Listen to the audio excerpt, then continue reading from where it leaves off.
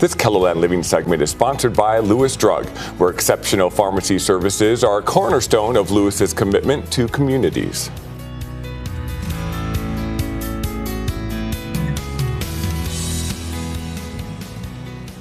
Respiratory illnesses like influenza, COVID-19, and RSV are very common during the fall and winter months. And because of this, these illnesses can cause severe disease and hospitalization for some individuals if they do not get protected through vaccination. However, staying up to date with recommended vaccinations helps reduce the risk of severe illness, hospitalization, and death, especially in the elderly and in those with pre-existing medical conditions. Joining us today to tell us more about this year's CDC guidelines for vaccinations is Lewis Drug pharmacist Sarah Hicks. Sarah says it's important for those with underlying medical conditions to get vaccinated with their recommended vaccinations to help prevent complications and potential hospitalization. Thanks for being here, Sarah. Thanks for having me. Good morning. Yeah, so this is that time of year we're all starting to think about vaccinations and what we need to do. So maybe you can start by just giving us the lay of the land for what vaccinations we really need to have top of mind. Sure. Yep, we are definitely gearing up for a big vaccine season, as always.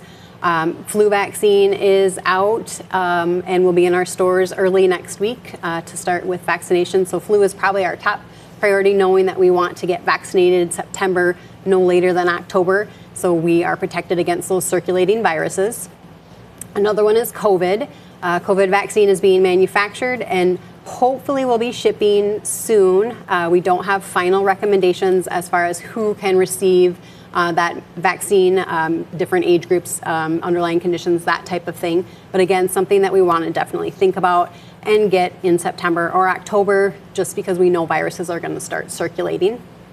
And then a third vaccine that we want to think about, specifically those 50 to 74 or 75 and older, is RSV. So RSV is respiratory syncytial virus. It is a virus that can cause kind of a common cold, but it's one of those that can cause complications, especially in little kids is when we kind of think most about RSV. But then we also think about the elderly and the underlying medical conditions that they have that could also cause some severe complications. So that's definitely something we want to think about in the early fall, because RSV does start late fall, early winter season, so we can get protected. We saw some of the graphics pop up of the timing of when to get some of these. Are any of them vaccines that you can do at the same time? Yes, you can actually do all three if you would like at the same time. We would just do them in different arms in a different spot. Most people, I think, are coming in to get RSV now, maybe late August, early September, and then that late September, October timeframe for that flu and COVID, just to kind of separate them out if they would wish. But they are compatible, shouldn't cause any issues. You might feel a little bit tired, maybe some headache, maybe it's good to get it on the weekend, just so you have a little bit of recovery time. What does it look like to go in to get vaccinations? You can just walk into the pharmacy basically anytime. Yep, basically it's a walk-in, just present to the counter, say that you want a vaccination. The pharmacist will get you your consent form, you can get that completed, and they'll get you vaccinated and on your way. Is there any cost? Are they covered by insurance? Typically, they're covered by insurance. Most often, it's a $0 copay. Some insurances may require you to maybe pay for it and submit it, but for the most part, it's covered at a $0 copay in the pharmacy. Who are vaccinations most important for? Everyone, really. But, again, small children, especially, 2 and under for flu, that's where it hits the greatest. RSV also hits them pretty hard.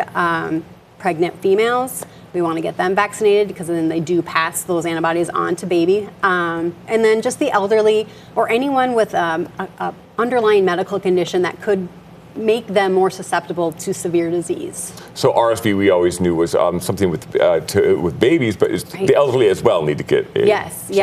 It has been shown that those 50 to 74 with a complication like a lung disease, COPD, bronchitis, asthma, or maybe a chronic heart condition where you have congestive heart failure or diabetes and you're being treated with insulin, those are all essentially a disease state that could cause some risk to you. And then by getting that vaccine, you're just, decreasing the risk for a severe complication. Now, the RSV vaccine that you have is intended for the older population, not for the children, correct? Correct, yes. The RSV vaccine that we would be giving in the pharmacy is for adults.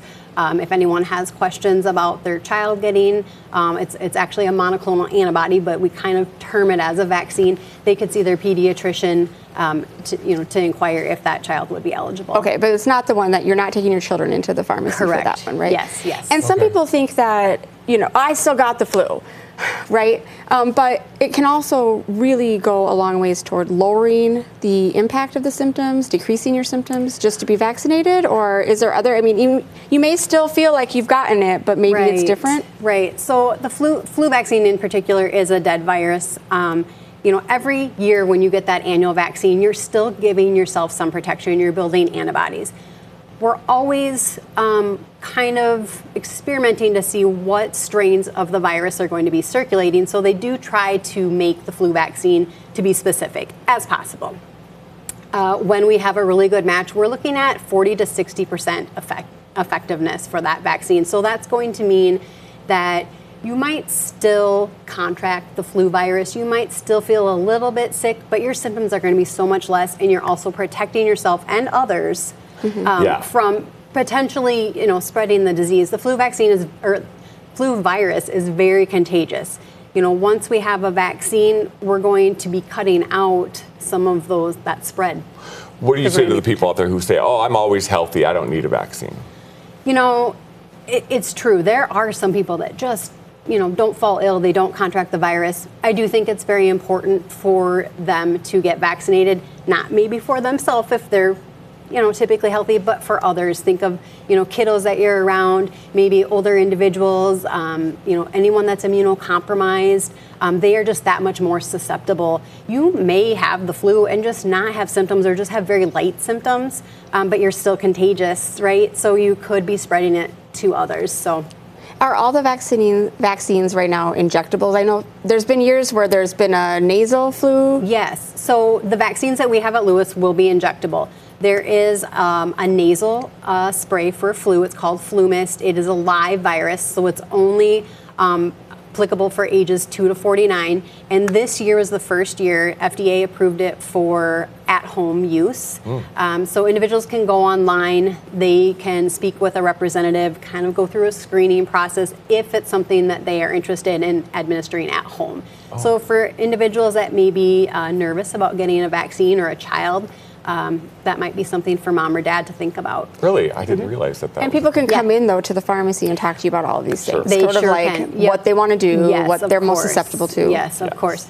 We will not have the Flu Mist. It is available, like I said, online through a process. But yes, welcome to call, stop in, and talk to any pharmacist. Thank you so much for being here today. Yes, of course. With 62 locations across the upper Midwest, Lewis has been a trusted neighborhood pharmacy and market leader for over 80 years. From answers to your questions about fall vaccinations, prescription medications, convenient locations, and more, you can find the neighborhood pharmacy nearest to you online at lewisdrug.com. This Keloland Living segment has been sponsored by Lewis Drug, where exceptional pharmacy services are a cornerstone of Lewis's commitment to communities.